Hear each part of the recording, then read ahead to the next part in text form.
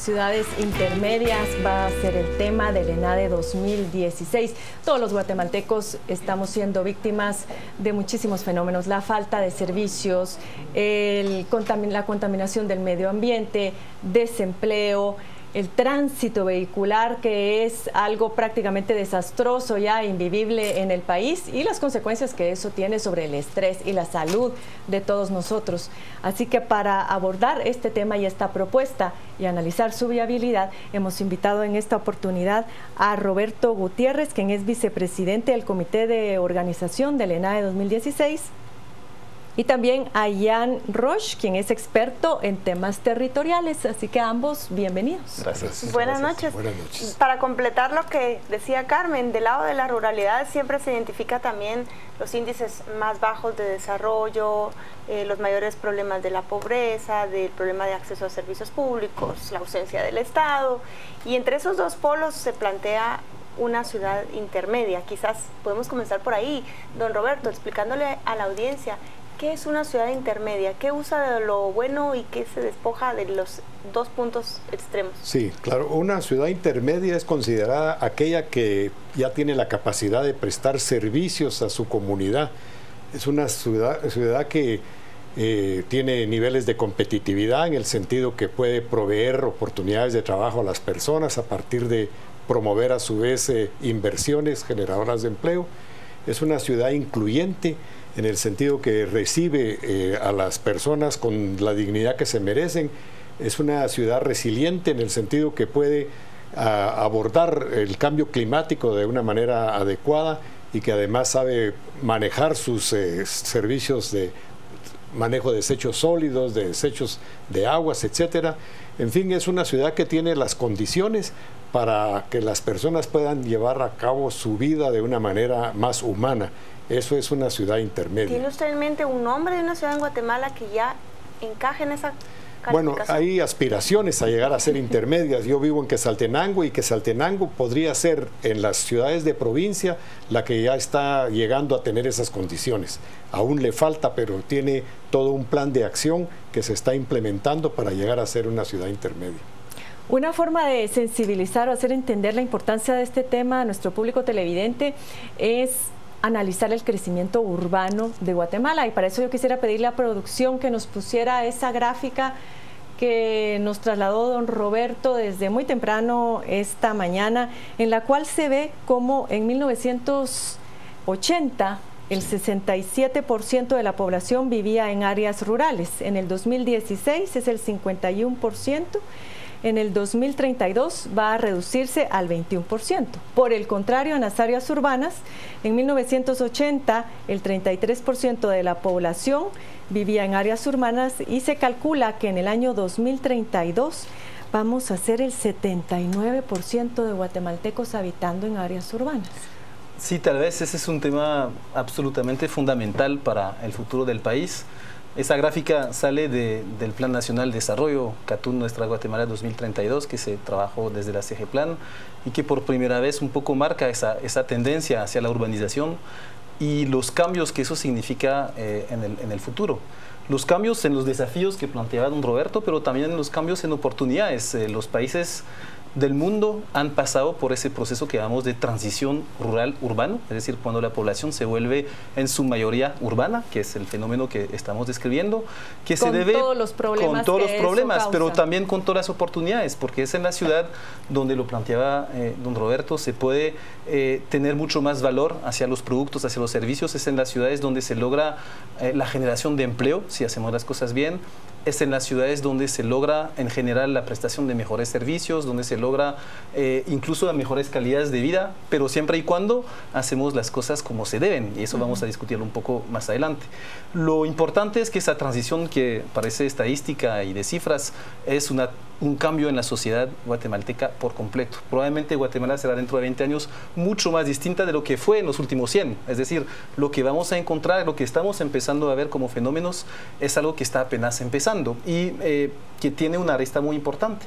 Que esta transición del campo a la ciudad significa también articular el campo y la ciudad. Es decir, el gran planteamiento de las ciudades intermedias, que son ciudades que intermedian justamente entre la población que está en el campo y la población que está en la ciudad, crea flujos de intercambio ambientales, económicos, sociales entre esos dos mundos y en general, digamos, articular esas ciudades intermedias, lograr su fortalecimiento, tiene un efecto redistribuidor y un efecto de desarrollo sobre la población rural que rodea esas ciudades. Hay algunas personas que más bien dicen que lo que hay que hacer es que el Estado atienda a las personas que viven en el área rural de manera de evitar que se trasladen a las áreas urbanas.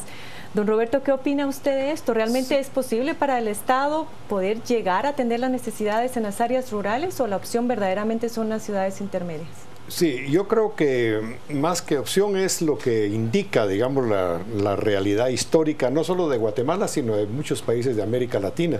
Guatemala es en estos momentos el país más ruralizado de América Latina y a la vez es de los más pobres, precisamente en las áreas rurales, y la dificultad en el área rural es variada. Por una parte son propiedades cada vez más atomizadas que no permiten sobrevivencia para las familias, son lugares a los que el Estado no va a poder llegar fácilmente. Se habla son más de 15,000 comunidades por la dispersión también. Muy dispersas en todo el territorio nacional, entonces es casi imposible que el Estado, aunque triplicara sus ingresos, llevar los servicios de buena calidad como la gente se merece a esos sitios, de manera que es bastante difícil que se logre un desarrollo de país pensando exclusivamente en lo rural. Eso no significa que haya un proceso de expulsión de lo rural obligado, al contrario, yo creo que hay personas que quieren seguir viviendo en la ruralidad y merecen todo el respeto del mundo y el apoyo posible, pero la lógica y lo que está sucediendo es un proceso de urbanización. Digamos, esa gráfica que veíamos antes es una tendencia natural histórica, ¿verdad?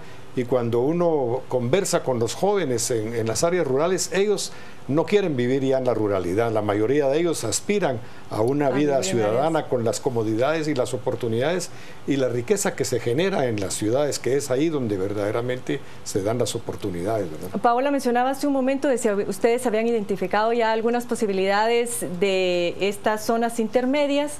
Y efectivamente, al regresar del corte vamos a proyectar un mapa en donde se presentan cuáles están visualizando ustedes se podrían constituir en estas ciudades intermedias. Bueno, en lo que nos proyectan ese mapita de los nodos o esas posibilidades de ciudades intermedias, que estoy pidiendo favor a producción que nos proyecte, ¿qué hacemos con la basura en una ciudad intermedia?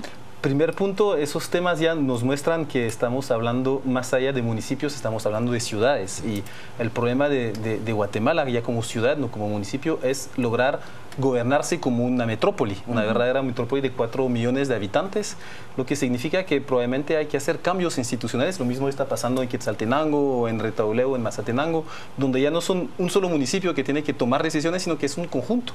Y hoy en día no tenemos necesariamente las herramientas institucionales para hacer ese tipo de planteamiento. Entonces, típicamente en el caso del basurero de la zona 3 es una decisión de la mancomunidad de la metrópoli que debería de plantearse en qué terrenos, en qué sitio del área metropolitana poner ese tipo de basurero y encontrar, pues hay buenas prácticas en el manejo de los desechos sólidos que permitirían reutilizar incluso parte de la tierra que está abandonándose.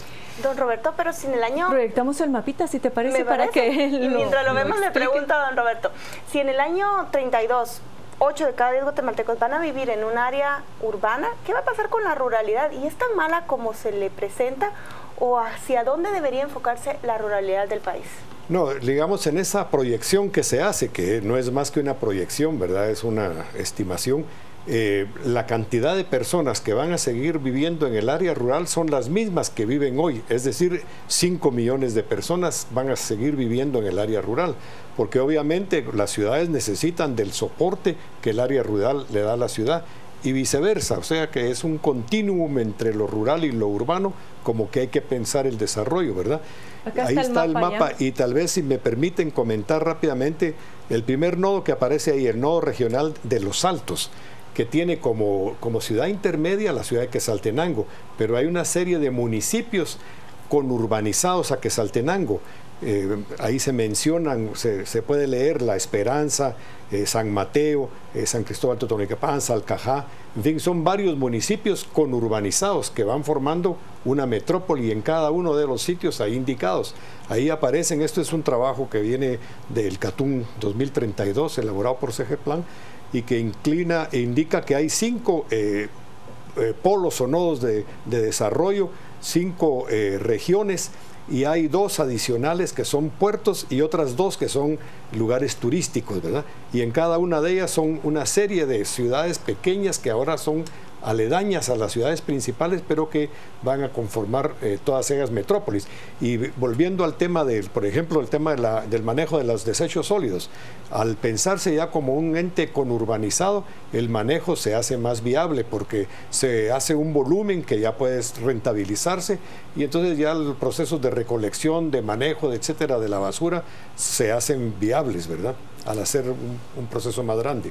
Lógicamente esto necesita muchísimo apoyo de las instancias de gobierno, porque puede haber voluntad por parte de la sociedad organizada. Está la experiencia de los grupos gestores que ya está funcionando.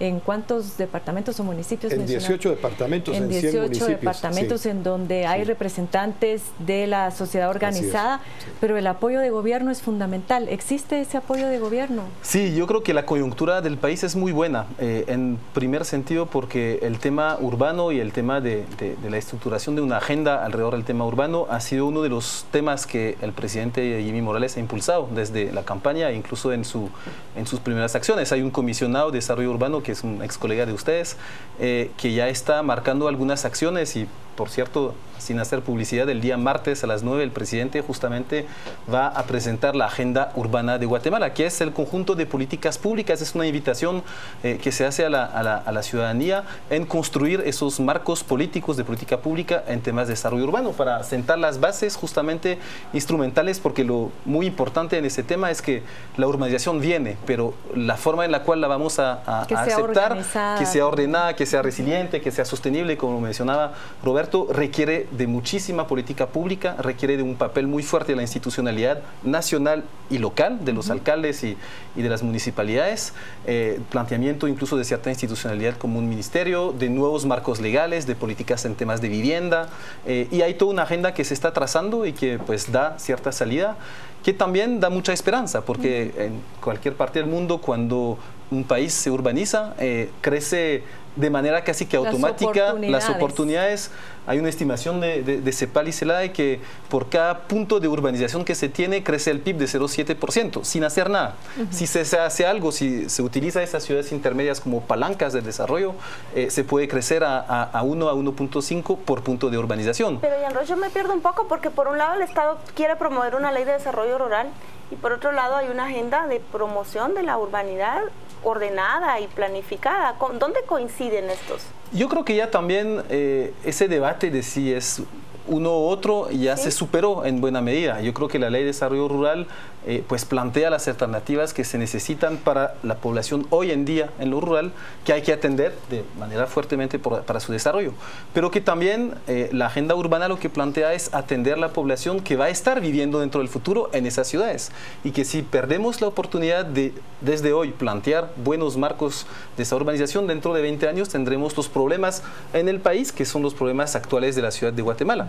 Los problemas de violencia, de asentamientos precarios, de tráfico, de transportes. Agudizados en todo el país. Cambray multiplicado por 10 o por 20 en todas las ciudades del interior. Entonces, la oportunidad está en los dos temas. Yo creo que no hay que justamente invisibilizar el campo si estamos impulsando una agenda urbana. Además de las virtudes de que esa agenda urbana, pues justamente no vaya solamente a la parte de los nodos urbanos per se, sino que pues logre articular el territorio en su conjunto.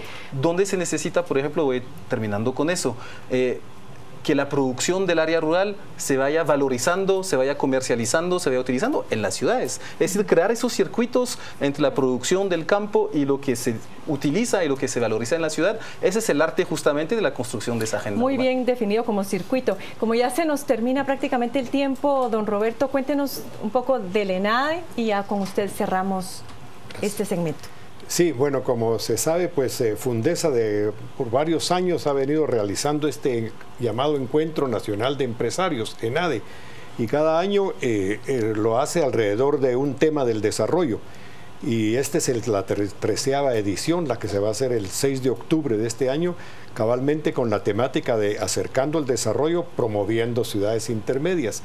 Y lo que me parece a mí muy interesante es que en esta ocasión todos los trabajos de los ENADES anteriores vienen a aterrizarse territorialmente, de manera que es un evento que va a tener el impacto debido porque hay toda una estrategia de seguimiento al mismo. Y también mencionar que uno de los disertantes que va a venir para el ENADE ese 6 de octubre es el doctor Sergio Fajardo. Él es un matemático, doctor en matemática, que decidió entrar en la política, primero como alcalde de Medellín, Colombia, luego gobernador de Antioquia y ahora candidato presidencial de Colombia. Lo interesante es que él como político logró la tarea más difícil de estos temas, ¿verdad? Que es el convencimiento de los liderazgos para que se implementen las acciones, ¿verdad? Entonces él logró eso pasó de que Medellín era la ciudad más peligrosa del mundo, ahora es la ciudad más innovadora del mundo, con un cambio radical, ¿verdad? Entonces él nos va a dejar una buena lección. Gracias, don Roberto. Vamos a estar pendientes de las fechas del ENADE, lógicamente vamos a estarlo anunciando también en otros espacios por acá. Gracias también a Ian.